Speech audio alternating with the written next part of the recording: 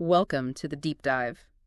Ever felt that, nagging cough or noticed a swollen ankle and just wondered, what on earth is my body doing right now? hmm Today we're plunging into the fascinating, often unseen world of inflammation and infection. Yeah, it's a really complex area. We're uncovering the body's incredible defense mechanisms, how those tiny invaders get fought off, and what you can do to protect yourself. You'll walk away with a fresh understanding, I think, of these essential biological processes and maybe a few surprising facts. So let's unpack this. Sounds good. Okay, so we're starting with inflammation itself. It's described as this adaptive, non-specific response, often kind of painted as the bad guy, right? Right. People hear inflammation and immediately think it's negative. But it's actually your body's initial, highly organized cleanup crew. So how can something that causes, pain and swelling actually be good for us? Well, at its core, inflammation is really about getting rid of harmful stimuli. It's designed to remove damaged cells, bacteria, all that debris through a process we call phagocytosis. Well, cytosis. Okay. Yeah, it's basically cellular debridement.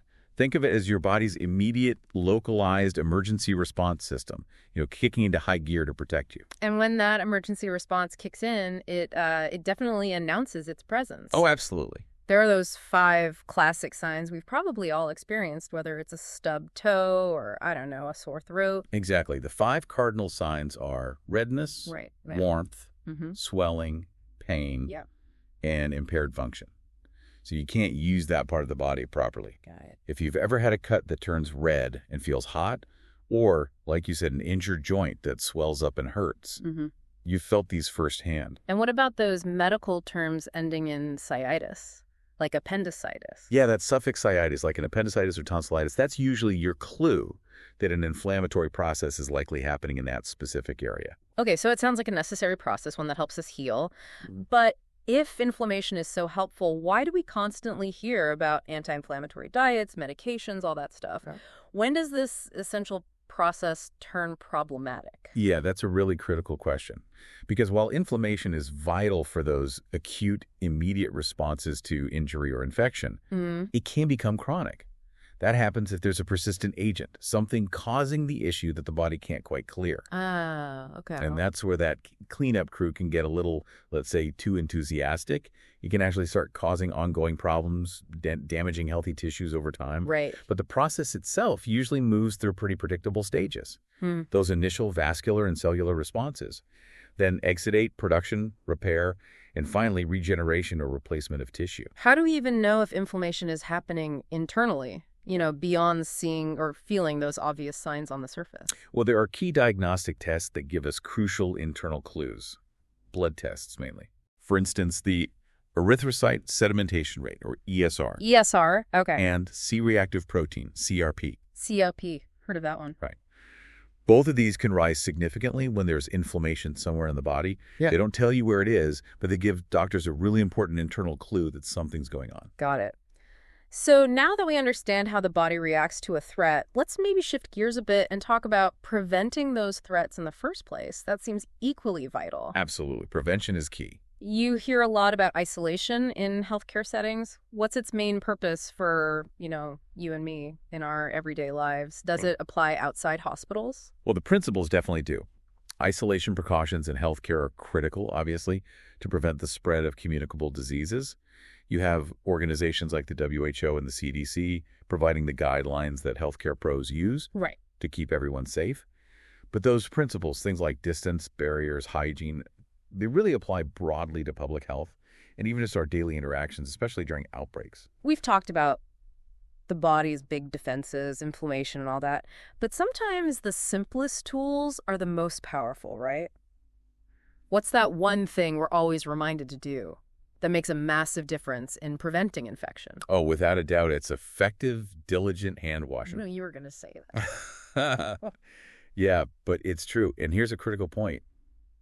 For some really stubborn infections, like C. difficile, C. diff. Yeah. hand sanitizer just won't cut it. It doesn't kill the spores. Yeah.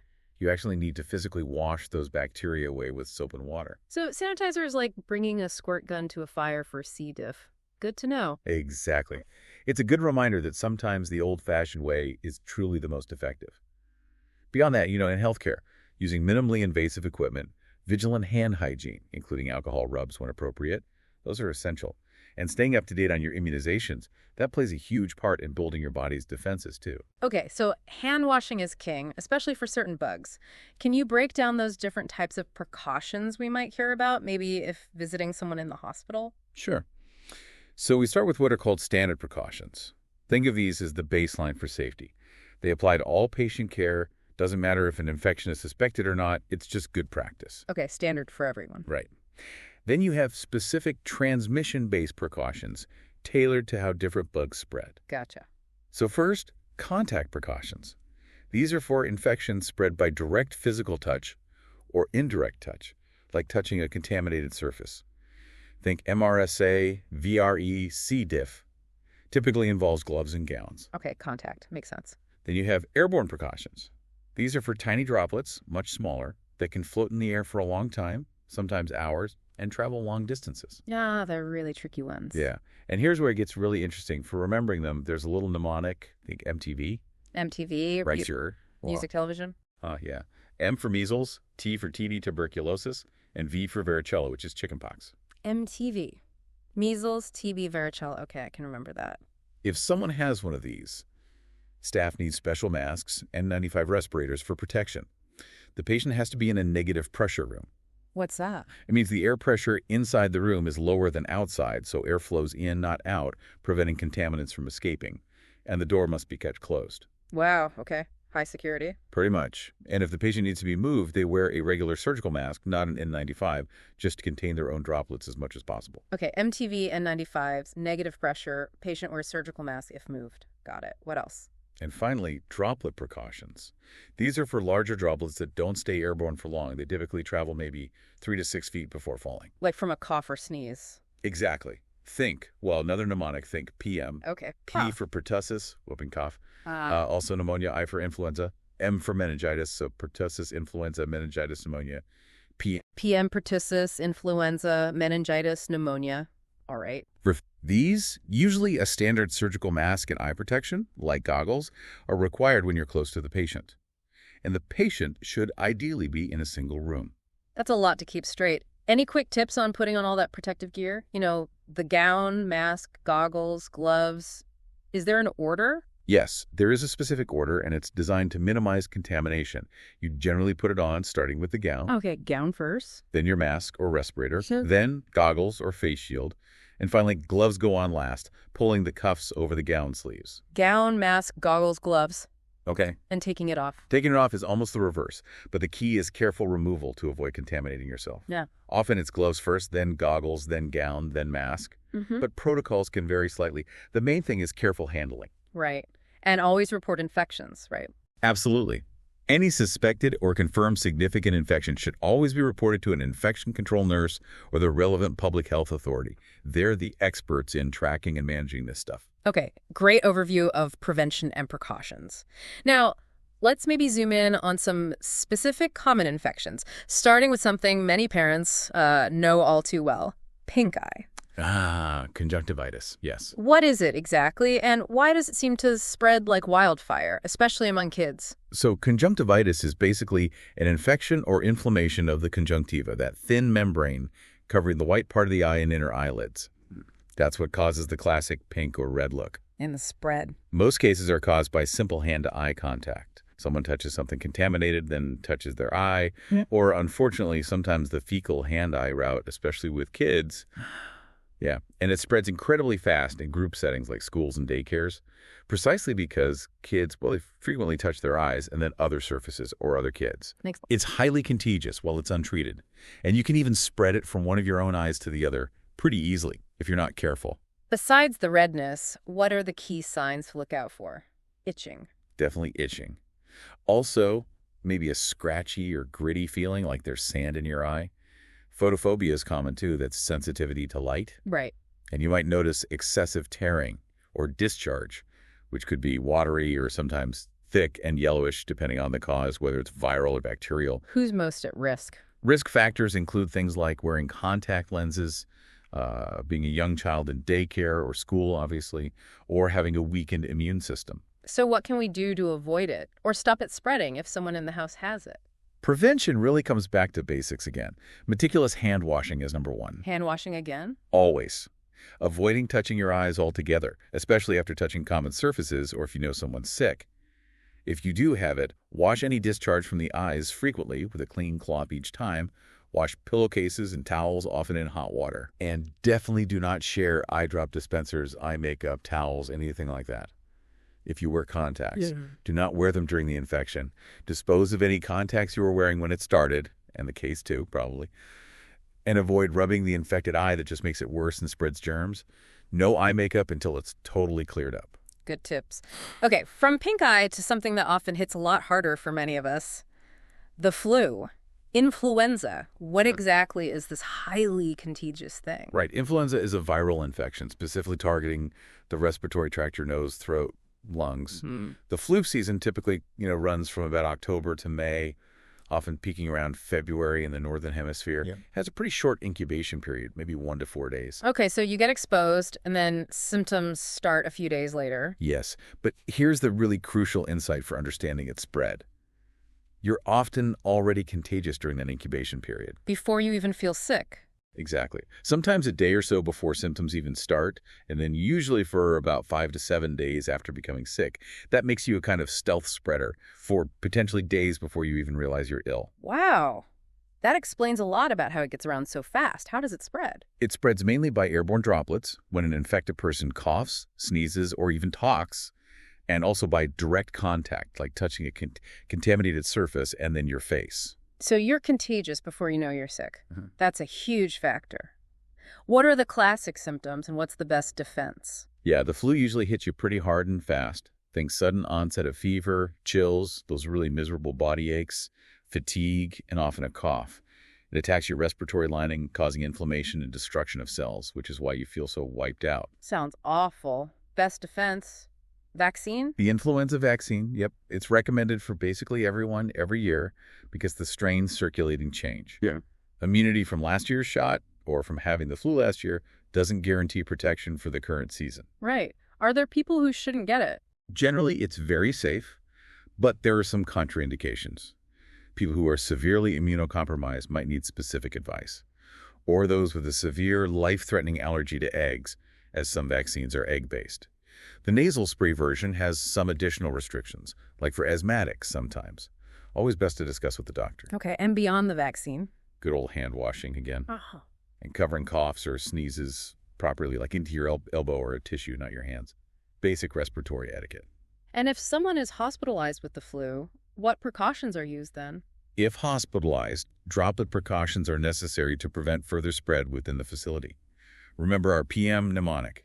Influenza's in there. Right, droplet precautions. Got it.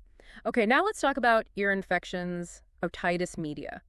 These seem incredibly common, especially for little kids, right? Oh, absolutely. Otitis media, which is specifically a middle ear infection, is one of the most common childhood illnesses. It really peaks during the first 2 years of life. Why is it so much more common in young children?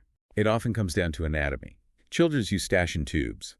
Those little tubes connecting the middle ear to the back of the throat are shorter, more horizontal, and sometimes floppier than in adults. So they don't drain fluid as effectively.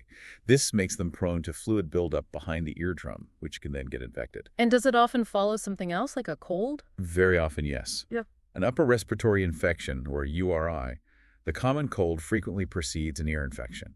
The inflammation from the cold can block the Eustachian tubes, trapping fluid and allowing bacteria or viruses to grow. What symptoms would someone experience? Pain, I imagine. Oh yeah, pain is usually a big one, especially for kids who might pull or tug at their ear. They might also have decreased or muffled hearing in that ear, and often a fever. And if a doctor looks inside? During an examination, a healthcare provider might see redness and bulging of the tympanic membrane, that's the eardrum. Normally, it looks sort of pearly gray and translucent. With an infection, it gets red and inflamed. Can it get serious if untreated? It can. Yeah. If the pus and pressure build up too much, it can actually rupture the tympanic membrane. It's very painful leading up to it, but the rupture often brings immediate relief from the pressure, though you might see drainage from the ear then. Yikes. How are they usually treated? Antibiotics? For bacterial otitis media, yes, antibiotics are the primary treatment. The duration can vary. For kids under 6, it's often a 10-day course. For those over 6, maybe 5-7 days. Amoxicillin is a common first choice if there are no allergies. Okay. But it's really important to note that serous otitis media, which is just fluid in the middle ear without signs of active infection, is not treated with antibiotics.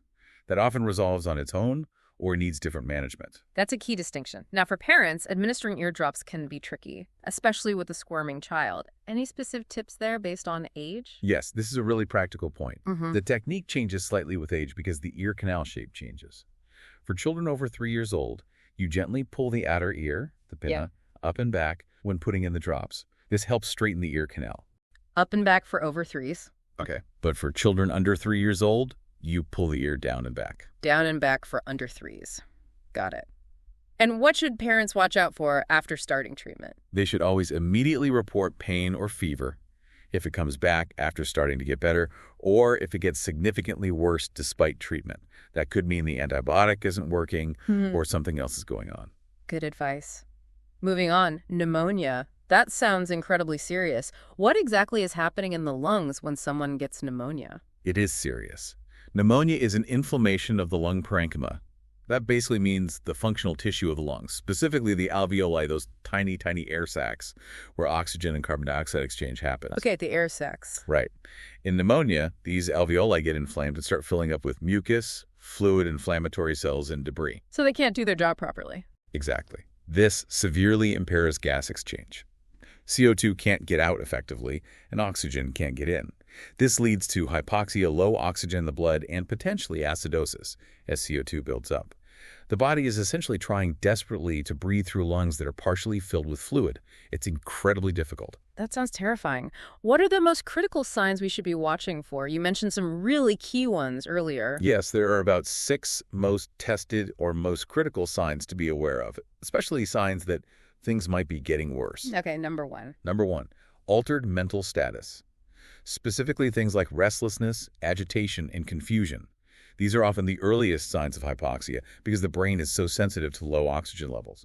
Any sudden change in mental state is a huge red flag. Earliest sign, okay. Mental status, number 2. Fever, usually above 100.4 degrees F or 38 degrees C. That's the body fighting the infection. Right. 3. A productive cough, often with yellow or greenish sputum, indicating infection and inflammation. When listening to the lungs with a stethoscope, you might hear fine or coarse crackles, sometimes called rales. Those are sounds caused by air moving through fluid in the alveoli. Crackles, got it. 5. Dyspnea, which is just shortness of breath or difficulty breathing. The person feels like they can't get enough air. Makes sense. And number 6, you said this one was critical. Yes, number 6, and this is critically important, pleuritic chest pain, possibly with a pleural friction rub. This is often considered the biggest sign that pneumonia is getting worse and must be reported immediately to a healthcare professional. Pleuritic chest pain, what does that feel like? It's typically described as a sharp, stabbing, or sometimes burning pain in the chest that gets worse when taking a deep breath or coughing. A friction rub is a grating sound that can sometimes be heard, caused by inflamed pleural layers rubbing together. It indicates the inflammation has spread to the lining of the lungs. Wow, okay. Sharp pain worse with breathing report immediately. So what can be done to help someone with pneumonia? Well, treatment depends on the cause. But if it's bacterial, antibiotics are key.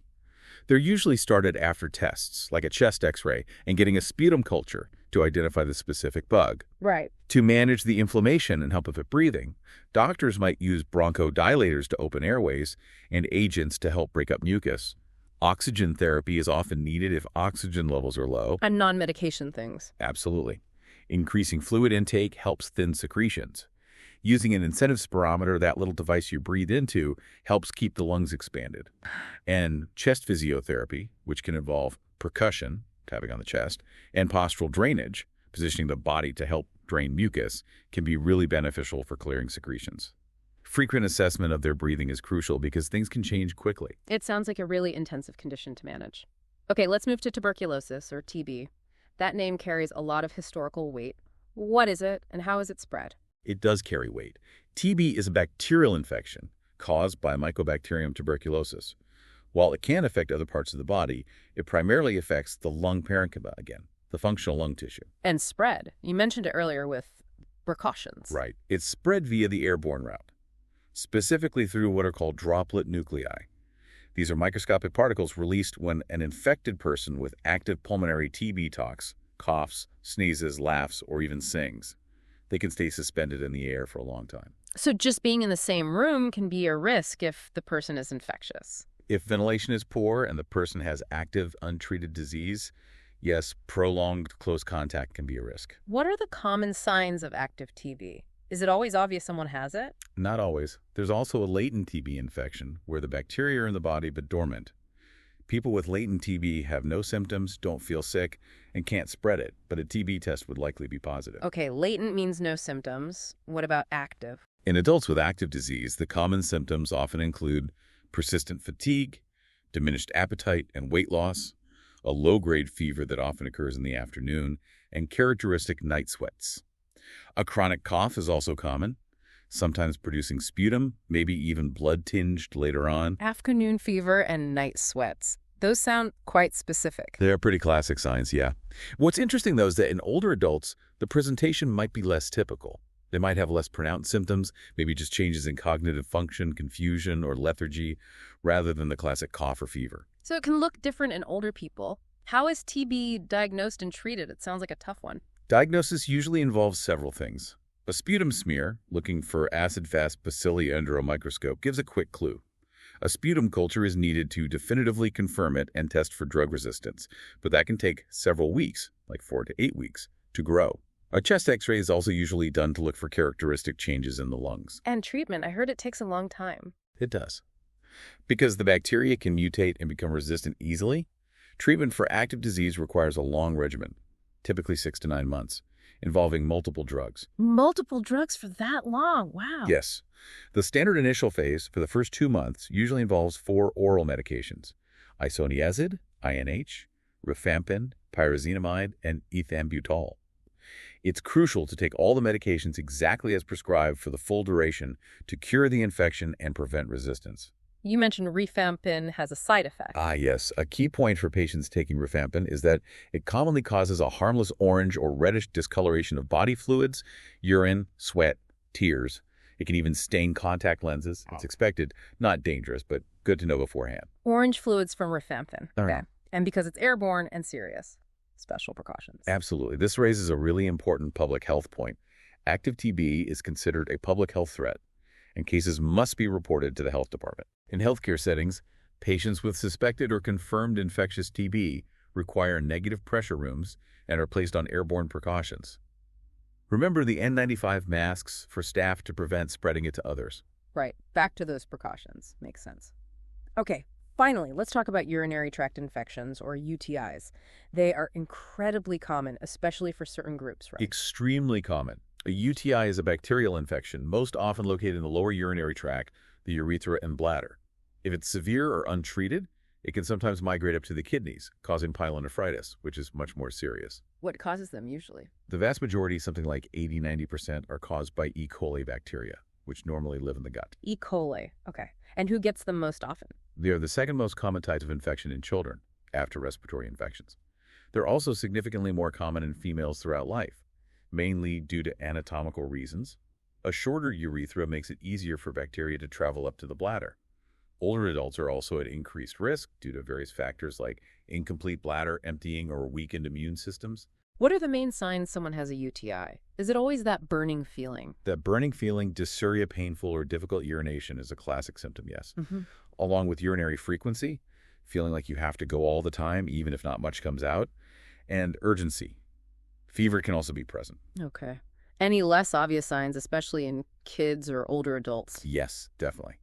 In infants or children younger than 2, sometimes an unexplained fever might be the only sign prompting a doctor to check for a UTI. Other general signs can include foul-smelling urine, urine that looks cloudy, pus in the urine, pyuria, or even blood in the urine, hematuria. And older adults, you mentioned they can be different. Right. What's really fascinating and clinically very important is that in older adults, sometimes the only sign of a UTI might be acute confusion, disorientation, lethargy, agitation, or even sudden combative behavior. This can happen especially if their hydration status changes. They might not have any of the typical urinary symptoms like burning or frequency. Wow, confusion as the only sign. That's crucial to know for caregivers. How are UTIs diagnosed and treated? And tell me about that medication with the colorful side effect. Diagnosis starts with a urinalysis.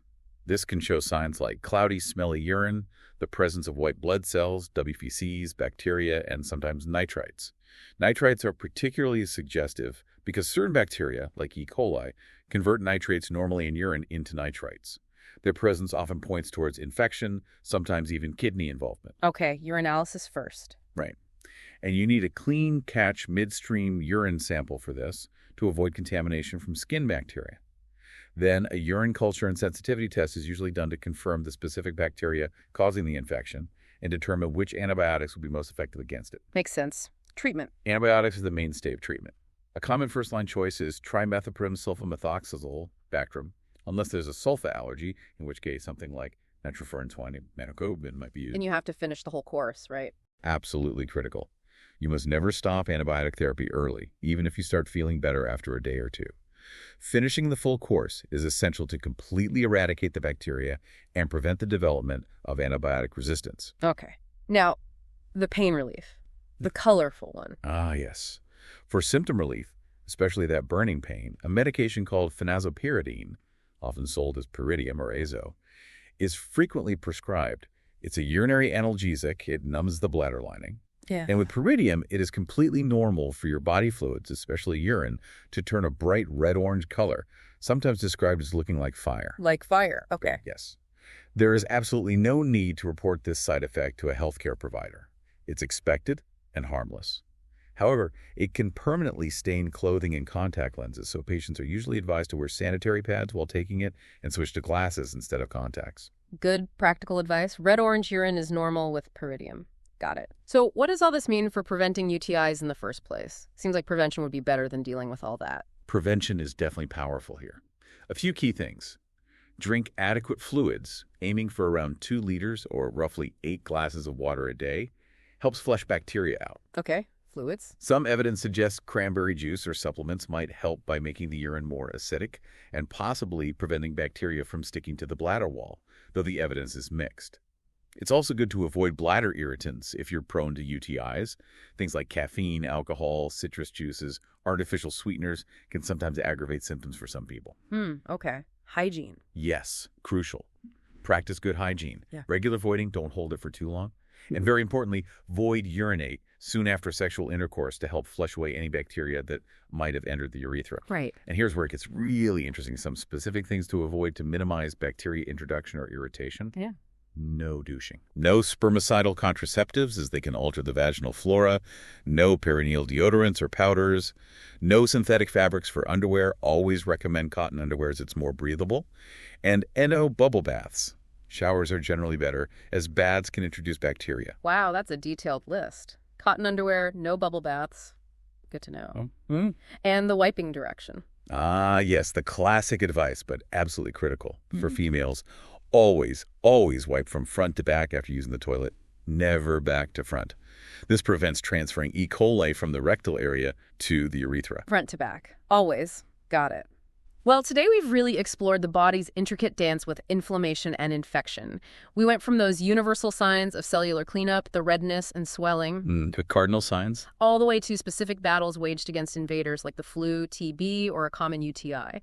And we've seen just how crucial prevention is, from simple hand washing Can't emphasize it enough. to understanding specific symptoms, treatments, and even those weird side effects like orange pee. Huh? Indeed.